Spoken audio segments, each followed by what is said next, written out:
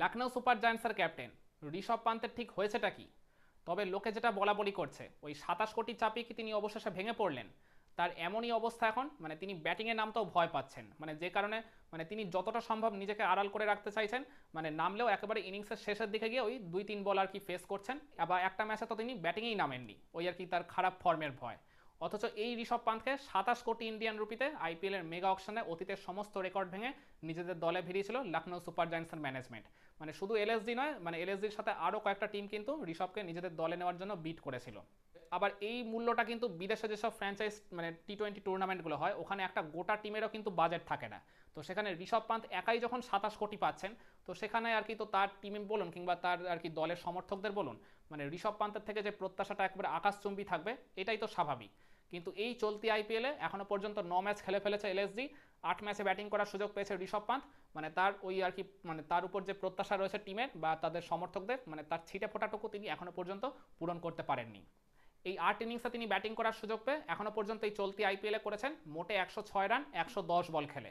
তার batting strike rate 96.36, তার batting গড় হচ্ছে 13.25। এছাড়া তিনি মাত্র 8টা বাউন্ডারি 5টা ওভার বাউন্ডারি পেরেছেন। এই পরিসংখ্যানটা কি কোনোভাবে ঋষভ পান্তের সাথে যায়? এটা কি ঋষভ পান্ত সুলভ পারফরমেন্স? একেবারেই মোটেই কিন্তু নয়। গত বছর তিনি ওই তার ভয়ঙ্কর রকমের ইনজুরি কাটিয়ে যখন দিল্লি ক্যাপিটালসে ব্যাক করেছিলেন অ্যাজ আ ক্যাপ্টেন, মানে সেখানে মানে মোটামুটি ক্যাপ্টেন্সিটাও তিনি ভালোই করেছিলেন। আর এছাড়া ব্যাট হাতেও তিনি কিন্তু যথেষ্ট ভালোই পারফরমেন্স করেছিলেন বলা চলে। 400-র উপর রান করেছিলেন, তার স্ট্রাইক রেট তার অ্যাভারেজ কিন্তু যথেষ্ট হেলদি ছিল।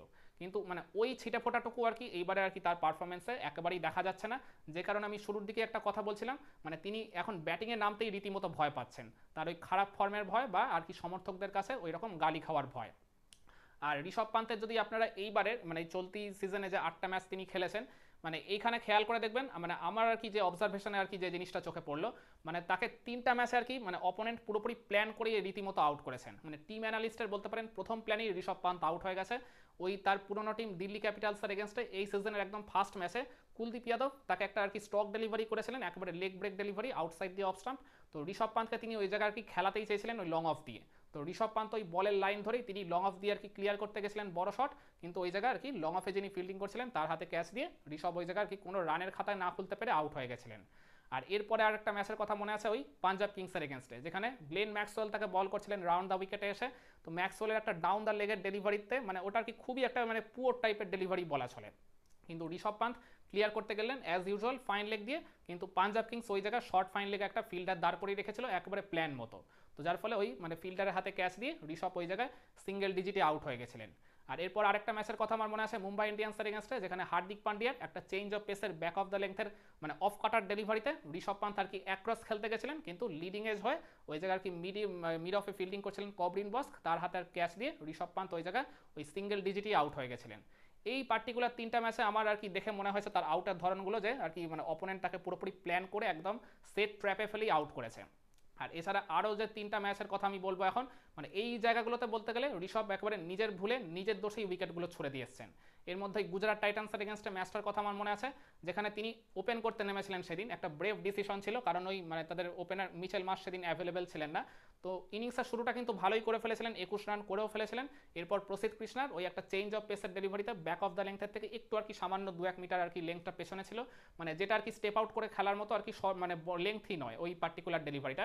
তো সেটাকে তিনি ওই ডাউন দ্য উইকেটে এসে স্টেপ আউট করে মারতে গেলেন, যার ফলে একটা আউটসাইডে যে শিকার হয় ওই থার্ড ম্যানের ফিল্ডারের হাতে ক্যাচ দিয়ে তিনি আউট হয়ে গেলেন। মানে বলতে পারেন একেবারে সুইসাইডাল একটা শট তিনি খেলেছেন ওই জায়গায়। আর এরপর ওই গতকালের ইনিংসটার কথা আমার বলতে হবে, যেখানে তিনি আমি বলছিলাম ওই ব্যাটিংয়ে নামতেই ভয় পাচ্ছিলেন। ওই একবারে শেষের দিকে ব্যাটিংয়ে নামলেন 8 নম্বরে গিয়ে 2 বল তিনি খেলার সুযোগ পেলেন। প্রথম বলে তিনি বাউন্ডারি ওভার বাউন্ডারি মানে কোনো রানই তিনি ওই জায়গায় নিতে পারেননি। লাস্ট বলে তিনি ওই জায়গায় একটা মানে রিভার্স স্কুপ করতে গেলেন, মানে মুকেশ কুমার তাকে ওই জায়গায় কোনো রুমই প্রডিউস করেননি, একেবারে ক্লোজ টু দ্য বডি বলটা করেছিলেন, যার ফলে ওই জায়গায় প্লেড অন হয়ে তিনি বোল্ড হয়ে গেলেন।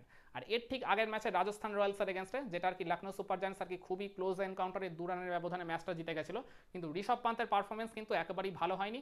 তিনি ওই জায়গায় ওয়ান ইন্দু হাসারাঙ্গাকে একটা ওই একই রকমভাবে রিভার্স স্কুপ করতে গেছিলেন তার ওই গুগলি ডেলিভারিতে, কিন্তু ওই জায়গায় আর কি ওই আউটসাইডে যে শিকার হয় উইকেট কিপার ধ্রুব জুরেলের হাতে ক্যাচ দিয়ে তিনি আউট হয়ে গেছিলেন। যেখানে আগের ম্যাচেই তিনি রিভার্স স্কুপ করতে গিয়ে নিজের উইকেটটা থ্রো করে দিয়েছেন, সেখানে তার ঠিক ভেরি নেক্সট ম্যাচেই তিনি আবারও রিভার্স স্কুপ কেন করতে যাবেন? মানে ঋষভ পান্তের এই একটা সমস্যার জায়গা আছে, তিনি নিজের ভুল থেকে বা অতীত থেকে কখনো শিক্ষা নেন না। মানে যে ভুলটা তিনি একবার করেন, মানে যে ভুল শট খেলে তিনি আউট হন, মানে সেই এক্সপেরিমেন্ট তিনি যেন বারংবার করতে থাকেন।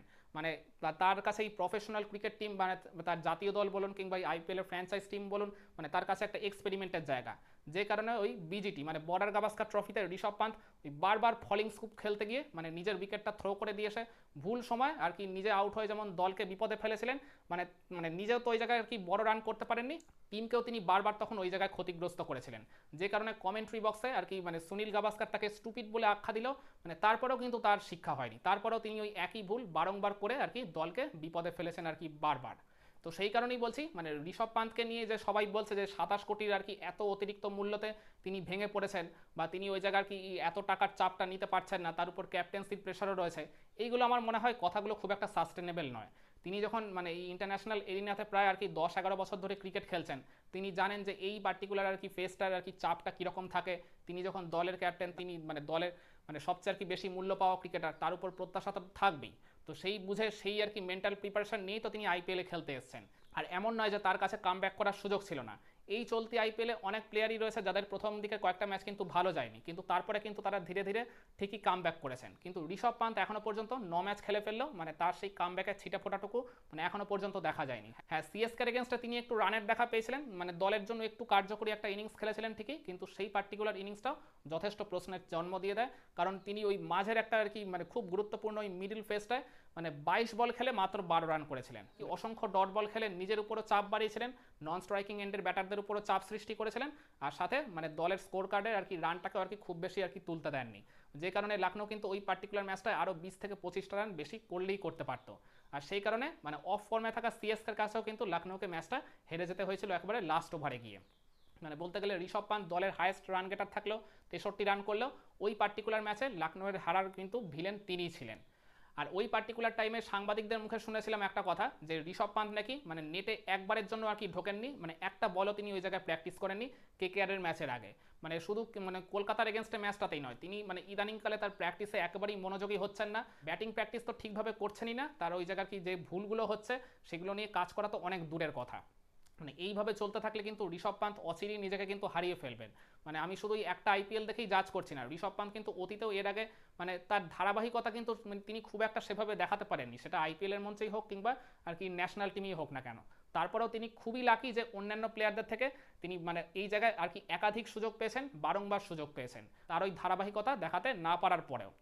তো সেই কারণে আমি বলছি এই চলতি আইপিএলে ঋষভ পান্ত আর কি ব্যাট হাতে যে স্ট্রাগল করছেন, তার যে খারাপ সময় যাচ্ছে, মানে তাকে ব্যাটিং নিয়ে যে যে প্রবলেমগুলো ফেস করতে হচ্ছে, মানে আমার আর কি অবজারভেশনে যেটা চোখে পড়েছে, তার হেড পজিশন কিন্তু একেবারে আর কি ঠিক থাকছে না, তার হেড বারবার ওই জায়গায় ফল করছে, মানে যে কারণে তিনি কিন্তু শটগুলো ঠিকভাবে নেগোশিয়েট করতে পারছেন না, বা করলেও ঠিকভাবে আর কি পাওয়ারটা জেনারেট করতে পারছেন না। তাকে হেড পজিশন নিয়ে কাজ করতে হবে, আর এছাড়া তার ফুটওয়ার্ক তো আর কি যথেষ্ট প্রশ্নবিদ্ধ। ফুটওয়ার্ক নিয়ে তো আমি মনে করি আর কি তার মানে ক্যারিয়ারের শুরু থেকে আরও ভালো করে কাজ করা উচিত ছিল।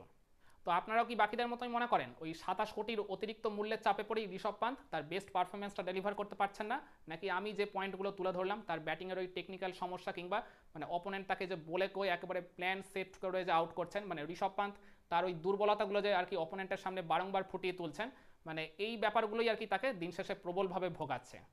কমেন্ট করে আপনার মতামতটা জানাতে পারেন।